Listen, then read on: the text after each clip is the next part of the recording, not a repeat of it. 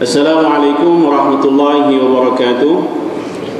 Alhamdulillahi rabbil alamin, wassalatu wassalamu ala asyrafil anbiya'i wal mursalin Sayyidina wa maulana Muhammad wa ala alihi wa sahbihi ajma'in. Rabbi syrah li sadri wa yassir li amri wahlul 'uqdatam min lisani yafqahu qawli. Amma ba'du. Alhamdulillah kita bersyukur lagi kehadirat Allah Subhanahu wa taala pada hari ini, pada malam ini, pada saat ini Allah masih kurniakan kepada kita berbagai-bagai nikmat, dan Allah masih izinkan kita untuk terus sujud kepadanya.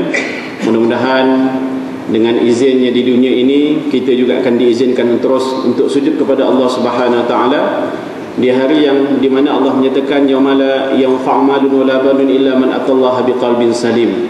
Hari kiamat, hari akhirat, hari kita semua dikumpulkan di padang mahsyar. Bila harinya kita tak pasti, kita tak tahu, tapi ianya pasti akan berlaku. Bila masa, saat dan sebagainya memang semua kita tidak tahu. Walaupun saya yakin di kalangan kita ni ada yang umurnya mungkin dah 80 tahun, mungkin ada pada malam ni tuan-tuan, yang masa umurnya dulu 1 tahun dulu dia dah dengar dah tak lama lagi nak kiamat, tapi tak kiamat-kiamat lagi. Ya, saya pernah ceramah pusaka tuan-tuan di satu tempat di belah Melaka kalau tak silap, sama pasal pusaka. Ya, antara yang dengar tu umurnya 95 tahun. Kebetulan saya sebut pasal kiamat. Dia kata, "Ustaz, bila nak kiamat?" Dia tanya saya manalah tahu. Ya, manalah saya tahu. Sebab Ustaz, masa saya kecil dulu umur 3-4 tahun pun dah cakap dah. Ya, mak ayah kami duk cakap, ustaz-ustaz duk cakap kiamat, tapi tak kiamat-kiamat lagi. Kan, untunglah umur Datuk kan 95 tahun tak kiamat lagi, boleh tengok lagi orang kita rosak. Ya, itu rezeki dia lah. Kalau tak nak ingat juga tak tahulah. Ya. Jadi apapun tuan-tuan, saudara-saudara yang dirahmati Allah sekalian, kita banyak-banyak bersyukur dengan apa yang telah Allah rezekikan kepada kita sekarang ini. Mudah-mudahan inilah juga yang Allah akan rezekikan kepada kita. Yang dalam Quran banyak diceritakan, ya, dan sebenarnya dalam poster tu pun kalau tengok ada, ya, cerita tentang orang yang masa di dunia dulu beriman, bila sampai di padang mahsyar, ya, boleh tunduk sujud takut kepada Allah Subhanahu wa taala. Tapi untuk orang yang munafik, tuan-tuan, puan-puan yang dirahmati Allah sekalian, walaupun dia kata dia nak sujud, tapi tak boleh nak sujud. Ya? Tulang belakang dia tak mahu nak bongkok. Ya? Dia nak kenakan dahi itu pada tempat sujud, tapi tak mahu. Ya? Jadi mudah-mudahan dengan apa yang telah Allah rezekikan kepada kita sekarang ini di dunia, yang walaupun mungkin kita nak tak nak sujud pada Allah SWT, biasalah tuan-tuan, bukan senang sebenarnya. Ya? Nak sembahyang ni bukan senang. Kalau senang semua kita dah sembahyang dah tuan-tuan. Ya? Nak apa? Nak beramal bukan senang juga. Sebab itu nama masjid ni Masjid As-Sabirin. Itu dia. Sabar je lah. Ya? Maknanya main sini memang kena banyak-banyak sabar. Nak buat kebaikan kena sabar. Nak tolong orang buat baik pun kena sabar. Ya? Kita nak datang sini pun memang kena sabar. Lebih-lebih lagi sekarang ni kita nak tunggu isyak, memang nak kena sabar. Ya? Sebab biasalah maghrib isyak ni kita boleh santai-santai, tapi jangan pelik lah tuan-tuan. Maghrib isyak ni pun ada orang boleh kahwin tuan-tuan. Ya? Ada satu cerita, ini pun antara pengalaman saya tuan-tuan, orang gaduh-gaduh. Rupanya, ya, ada seorang hamba Allah ni tuan-tuan, dia beritahu kepada isterinya, antara maghrib dan isyak jangan kacau abang ada dengar kuliah. Ya? Tiap-tiap hari macam tu. Ya? Okeylah, bini pertama sangka baik, rupanya benda tu dah bertahun, betul ke suami aku ni dengar kuliah. Jadi satu hari tu dia ikut follow suami dia pergi Masjid Sabirin kot. Ya? Ya, tapi dia tak boleh masuk dalam masjid. Kebetulan masa tu dia uzur, jadi dia parking lah luar masjid tu. Dia tengok suami dia, oh betul suami dia pergi masjid. Okey, selesai. Habis sembahyang, ya, tengok malam tu tak ada kuliah. Tu dia, malam tak ada kuliah. Dia nampak suami dia keluar. Sudah, suami aku pergi mana ni. Dan 2 sempang daripada masjid tu, dia ikut daripada belakang ni. 2 sempang daripada masjid tu, tiba-tiba suami dia ketuk satu rumah. Terbukalah pintu tersebut, keluarlah 2 orang anak. Mungkin yang sulung tu dalam 5 tahun, yang nombor 2 dalam 3 tahun. Ayah, pengsan si dalam kereta tadi. Ya? Maghrib isyak pun orang boleh nikah satu lagi. Ya? Bergaduh tuan-tuan, bergaduh minta kaunsil dan sebagainya. Akhirnya dia cakap apa dia? Itulah engkau, aku dah kahwin dengan kau 40 tahun, 50 tahun, macam-macam, semua tak bersyukur, tak bersabar. Itu, ini dan sebagainya. Itu bini yang kedua aku ni tengok, walaupun aku jumpa dia maghrib isyak, tapi dia bersyukur. Dia tuan-tuan, ini bukan nak kempen apa, sekadar cerita saja. Sebab ini pun cerita-cerita rakyat. Cerita-cerita rakyat yang mungkin boleh difilmkan satu masa nanti tuan-tuan. Tuan-tuan. Tapi itulah sebenarnya. Jadi insya-Allah pada malam ni saya pun ialah sekadar nak mengisi waktu maghrib dan isyak ni. Mudah-mudahan dengan ialah tadi kita dah ceritakan tentang 2-3 hari baru ni pun ada kawan-kawan kita meninggal dunia. Jadi bila kita renung-renung balik, kita fikir-fikir balik, ya Allah, kenapa bukan aku, ya? Kenapa yang pergi tu dia? Maknanya ada orang kadang diangkat tangan berdoa pada Allah SWT, minta itu, minta ini dan sebagainya. Walhal Allah tahu apa yang terbaik untuk kita.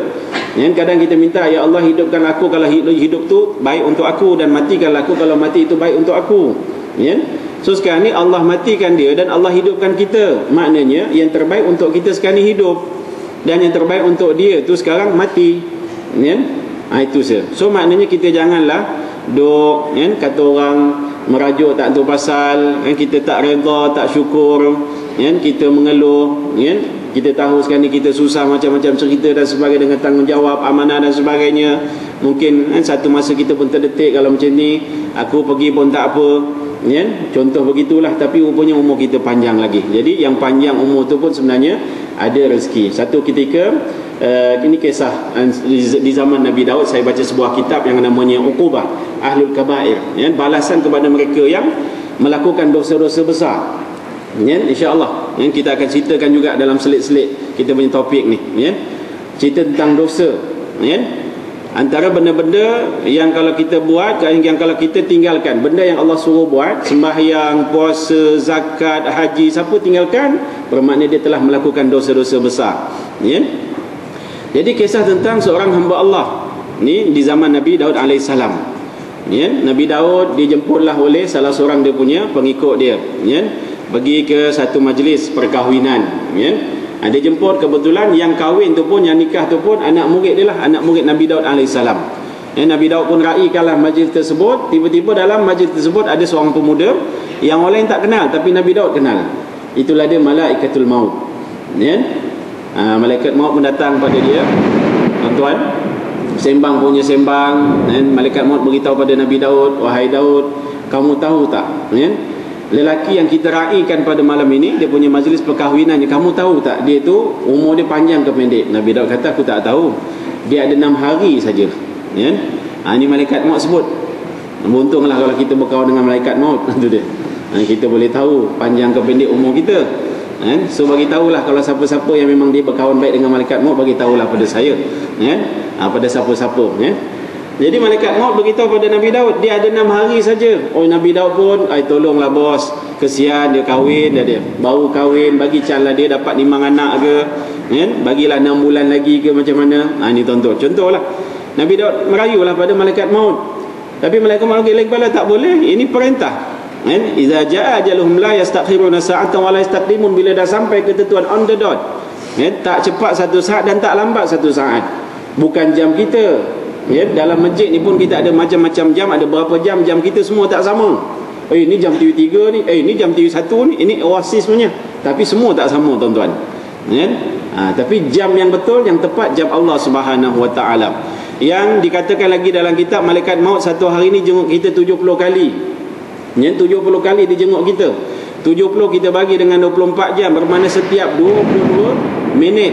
Betul tak betul saya tak tahu, boleh baliklah, kira balik nanti.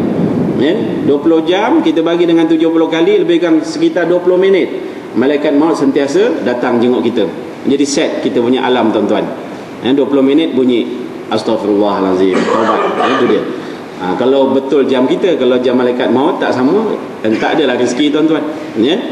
Jadi malaikat maut beritahu pada Nabi Daud, tak ada, itu dah ketentuan dia, nak buat macam mana? Okeylah, tak apa. Tiba-tiba lepas 6 hari, Nabi Daud tengok, elok lagi hamba Allah ni tak mati pun 6 bulan. Sempat beranak pula, 5 anak. Daripada dia kata 6 hari tadi, 6 bulan tak mati, sempat 6 tahun. Maknanya sempatlah ada adik pula si baby tadi tu. Lepas 6 tahun, Nabi Daud pun bertemulah semula dengan malaikat maut. Dia pun beritahulah pada malaikat maut, 6 tahun lepas kau kata umur dia tinggal 6 hari, tapi sempat 6 bulan dan sempat 6 tahun. Apa kata Malaikatul Maut? Memang betul, malam hari ke-6 tu aku nak cabut nyawa dia. Aku nak cabut nyawa dia. tiba-tiba datang satu suara daripada Allah Subhanahu Wa Taala mengatakan, ya malaikatul maut, ya Israel, wahai malaikat maut, khalli abdi, tinggalkan hamba-Ku, biarkan dia terus hidup. Bayangkan, walhal tadi yang suruh cabut nyawa pun Allah. Bila malaikat maut nak cabut nyawa, tiba-tiba ya dia kata khalli abdi, jangan cabut nyawa hamba-Ku ini. Kenapa? Aku tanya kepada Allah Subhanahu Wa Taala. Kenapa? Sebab sepanjang 6 hari tadi tu, sekitar 6 hari tu, ada satu malam ni, pemuda tadi dia keluar daripada rumahnya, tiba-tiba dalam keadaan yang dingin sejuk tu, dia bertemu dengan seorang miskin yang kesejukan, yang kelaparan. Lantas tanpa dia fikir panjang, dia pun berikan pertolongan kepada si miskin tadi. Dia berikan makanan, dia berikan pakaian, sampai si miskin tadi mengangkat tangan dan berdoa kepada pemuda tersebut, moga Allah panjangkan umur kamu sekian. Jadi tuan-tuan, daripada 6 hari Allah telah panjangkan kepada 6 tahun, 6 bulan. Daripada 6 bulan dipanjangkan kepada 6 tahun, dan Allah tambahkan kepadanya 20 tahun, dan dia tidak akan mati selagi mana belum sampai ajalnya, dan di akhirat nanti dia akan dimasukkan syurga bersama-sama dengan Daud alaihissalam. Tuan-tuan, ini kisah yang saya baca dalam sebuah kitab, jadi itulah rezeki kita sekarang ni, kita hidup, dan itulah yang terbaik untuk kita. Teruskan hidup kita dengan sebaik-baiknya. Buatlah selagi apa yang namanya kebaikan kita boleh buat, yang kecil ke yang besar kita buat, tuan-tuan. Sebab kita tak tahu yang akan membantu kita masuk syurga nanti adakah benda-benda yang besar. Tak tahu. Yang besar ni kadang kita buat, kan kita pun kadang pujuk hati kita, okey ke, ikhlas ke ni. Ni masalah dia, tuan-tuan. Sembahyang yang kita lakukan 5 waktu ni, tuan-tuan, macam mana? Memang sembahyang ni memang tak boleh sembunyi-sembunyi, tapi kadang bila kita sembahyang terang-terang pun macam bagus sangat. Itu dia. Ni tuan-tuan, bukan senang. Jadi buatlah kebaikan selagi kita mampu buat. Yang besar kita buat, yang kecil pun kita buat, tuan-tuan. Sebab mudah-mudahan dua-dua tadi, sama ada yang besar apatah lagi yang kecil, boleh membantu kita untuk hidup di dunia lagi, tuan-tuan, bahagia, tenang, aman, damai. Jangan tunggu yang di sana. Yang di akhirat nanti kita pun tak pasti lagi.